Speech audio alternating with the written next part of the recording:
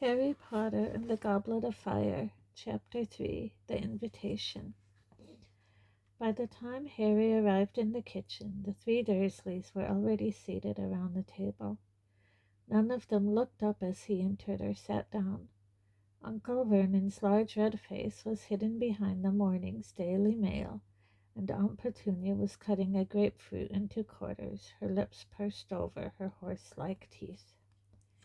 Dudley looked furious and sulky, and somehow seemed to be taking up even more space than usual. This was saying something, as he always took up an entire side of the square table by himself.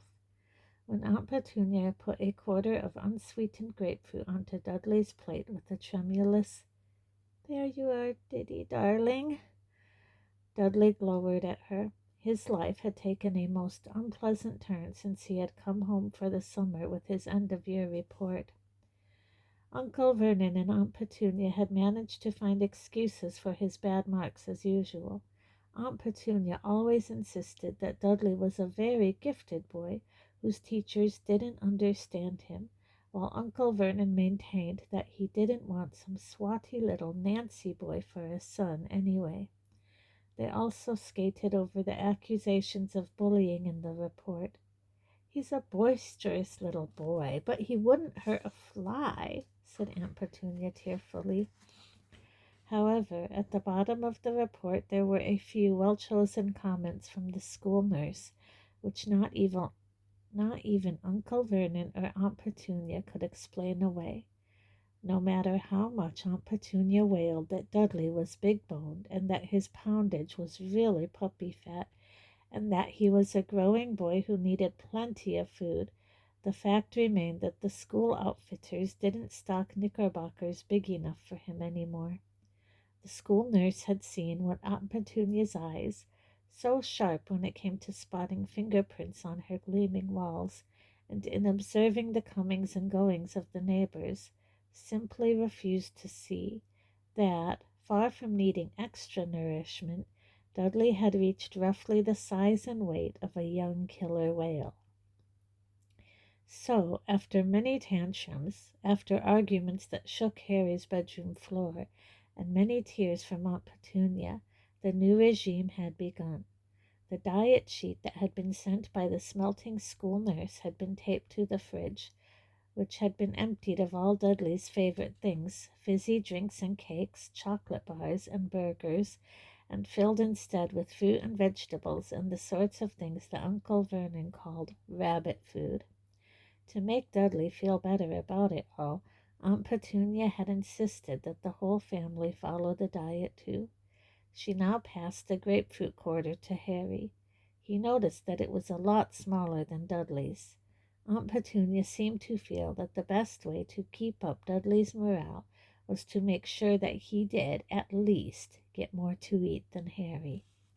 But Aunt Petunia didn't know what was hidden under the loose floorboard upstairs. She had no idea that Harry was not following the diet at all.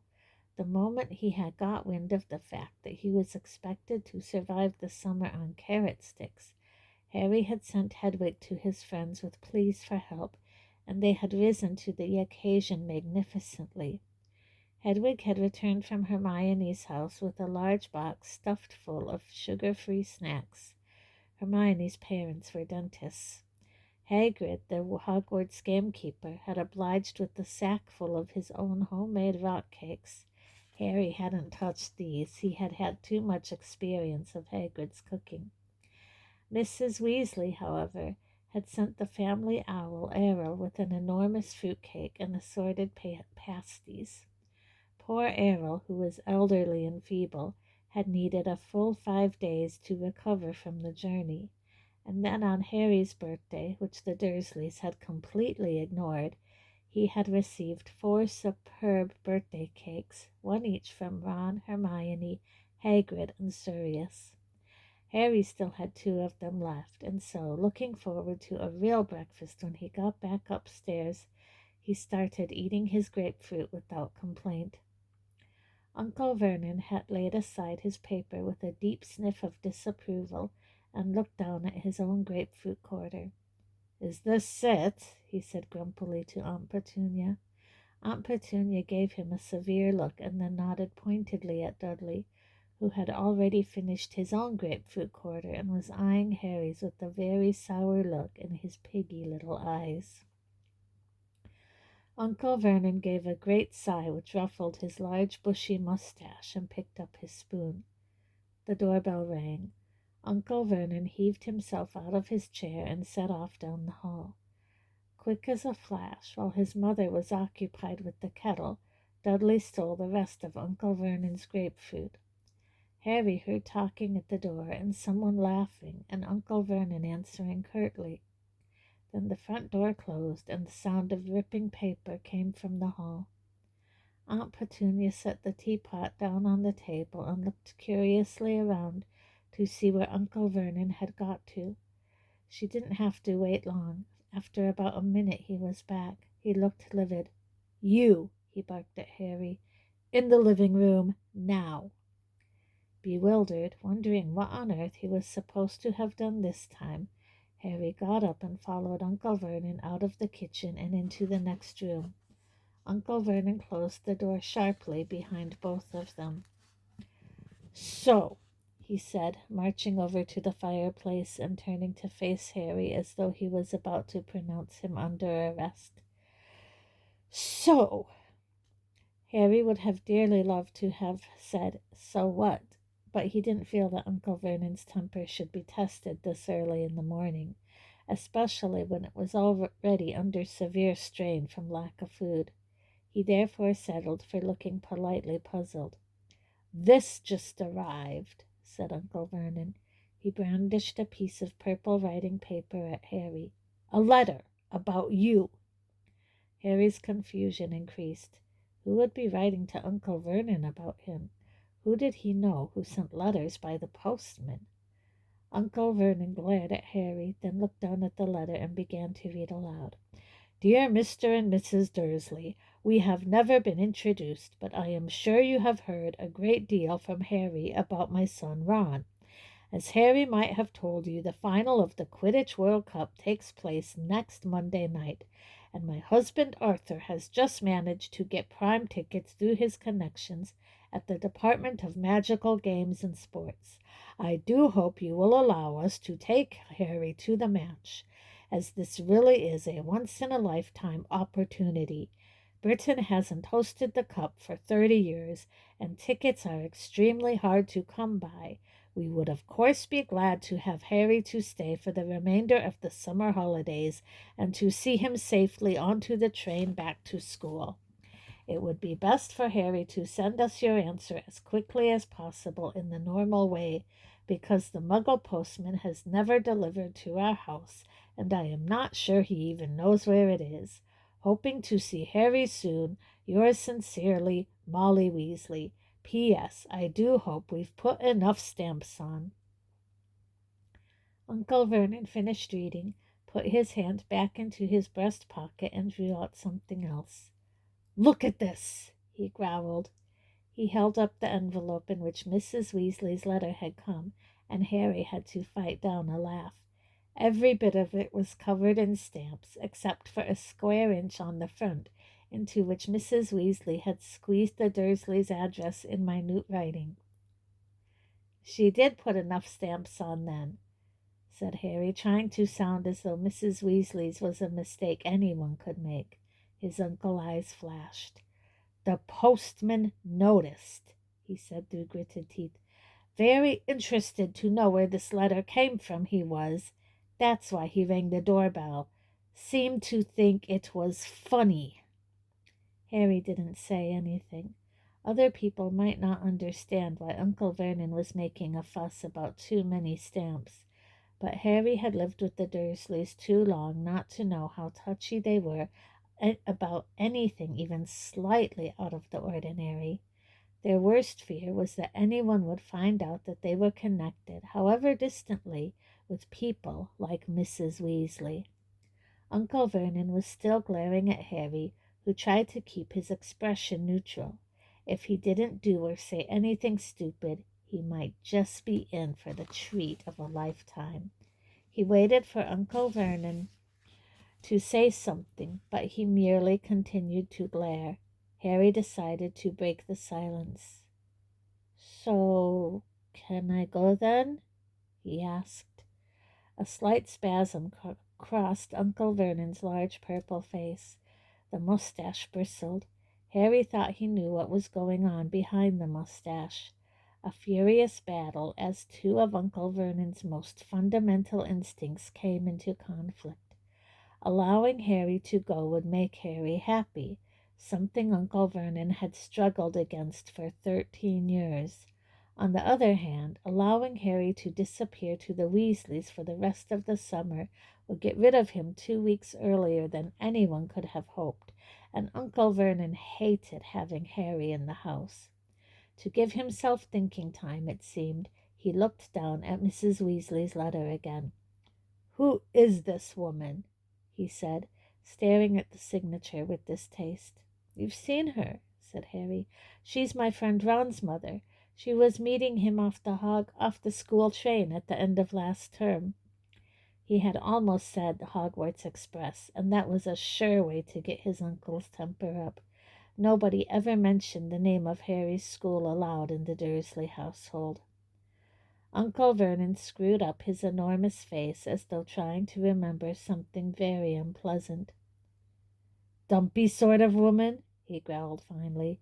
"Load of children with red hair." Harry frowned.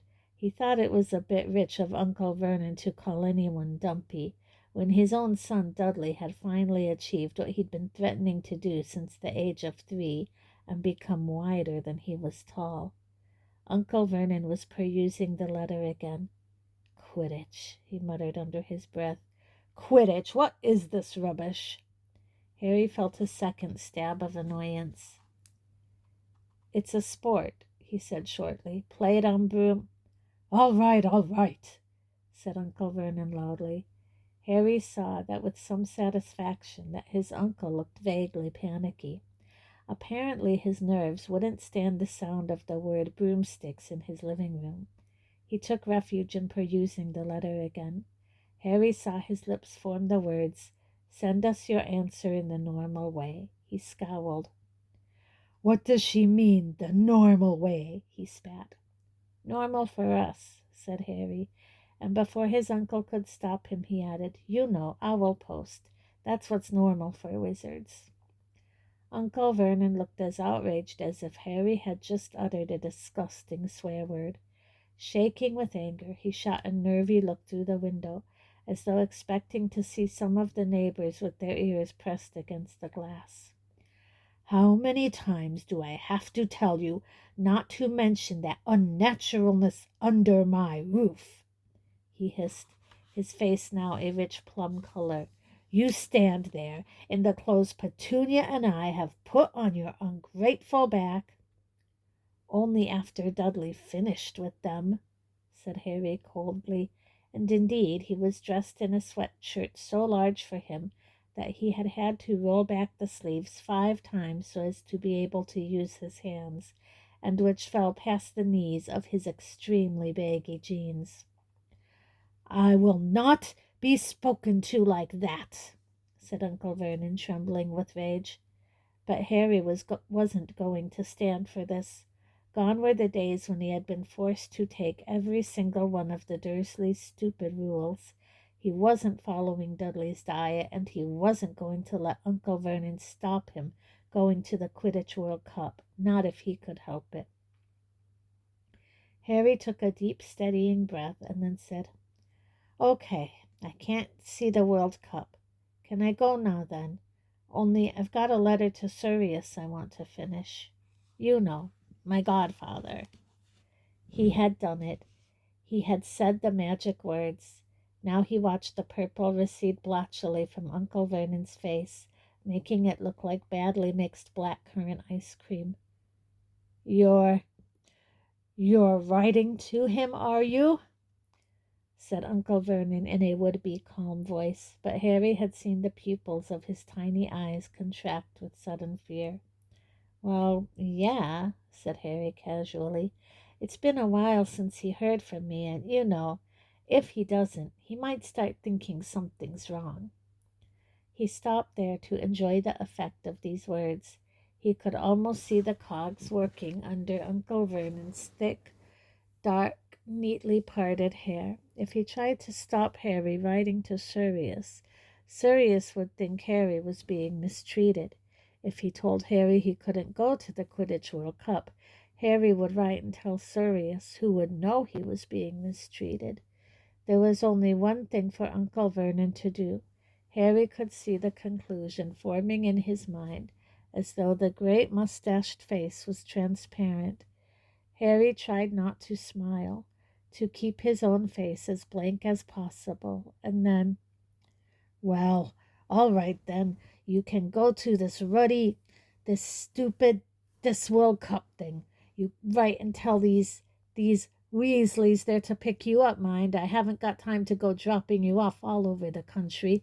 And you can spend the rest of the summer there, and you can tell your godfather, tell him you're going." "Okay, then," said Harry brightly.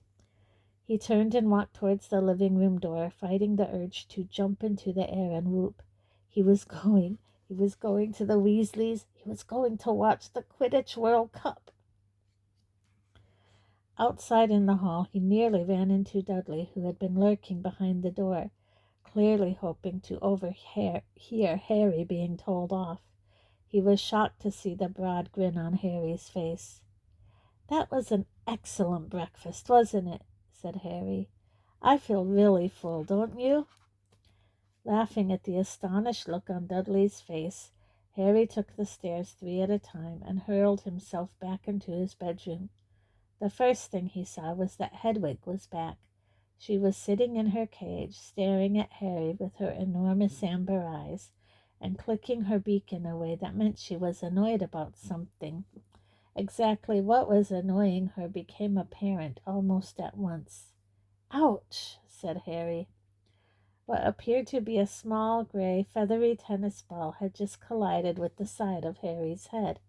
Harry massaged his head furiously, looking up to see what had hit him, and saw a minute owl, small enough to fit into the palm of his hand, whizzing excitedly around the room like a loose firework. Harry then realized that the owl had dropped a letter at his feet. Harry bent down, recognized Ron's handwriting, then tore open the envelope. Inside was a hastily scribbled note. "Harry, Dad got the tickets. Ireland versus Bulgaria, Monday night. Mom's writing to the Muggles to ask you to stay. They might already have the letter. I don't know how fast Muggle post is. Thought I'd send this with Pig anyway." Harry stared at the word pig, then looked up at the tiny owl now zooming around the lampshade on the ceiling. He had never seen anything that looked less like a pig. Maybe he couldn't read Ron's handwriting. He went back to the letter. "We're coming for you whether the Muggles like it or not. You can't miss the World Cup. Only Mom and Dad reckon it's better if we pretend to ask their permission first. If they say yes, send Pig back with your answer pronto, and we'll come and get you at 5 o'clock on Sunday. If they say no, send Pig back pronto, and we'll come and get you at 5 o'clock on Sunday anyway. Hermione's arriving this afternoon. Percy started work, the Department of International Magical Cooperation. Don't mention anything about abroad while you're here unless you want the pants board off you. See you soon, Ron." "Calm down," Harry said, as the small owl flew low over his head, twittering madly, with what Harry could only assume was pride at having delivered the letter to the right person. "Come here, I need you to take my answer back." The owl fluttered down on top of Hedwig's cage. Hedwig looked coldly up at it, as though daring it to try and come any closer. Harry seized his eagle feather quill once more, grabbed a fresh piece of parchment, and wrote, "Ron, it's all okay. The Muggles say I can come. See you 5 o'clock tomorrow. Can't wait." He folded this note up very small, and with immense difficulty tied it to the tiny owl's leg as it hopped on the spot with excitement. The moment the note was secure, the owl was off again. It zoomed out of the window and out of sight. Harry turned to Hedwig. "Feeling up to a long journey?" he asked her. Hedwig hooted in a dignified sort of way. "Can you take this to Sirius for me?" he said, picking up his letter. "Hang on, I just want to finish it." He unfolded the parchment again and hastily added a postscript. "If you want to contact me, I'll be at my friend Ron Weasley's for the rest of the summer. His dad's got us tickets for the Quidditch World Cup." The letter finished, he tied it to Hedwig's leg. She kept unusually still, as though determined to show him how a real post owl should behave. "I'll be at Ron's when you get back, all right?" Harry told her. She nipped his finger affectionately, then, with a soft swooshing noise, spread her enormous wings and soared out of the open window. Harry watched her out of sight, then crawled under his bed, wrenched up the loose floorboard, and pulled out a large chunk of birthday cake. He sat there on the floor eating it, savoring the happiness that was flooding through him. He had cake, and Dudley had nothing but grapefruit. It was a bright summer's day. He would be leaving Privet Drive tomorrow. His scar felt perfectly normal again, and he was going to watch the Quidditch World Cup. It was hard, just now, to feel worried about anything, even Lord Voldemort.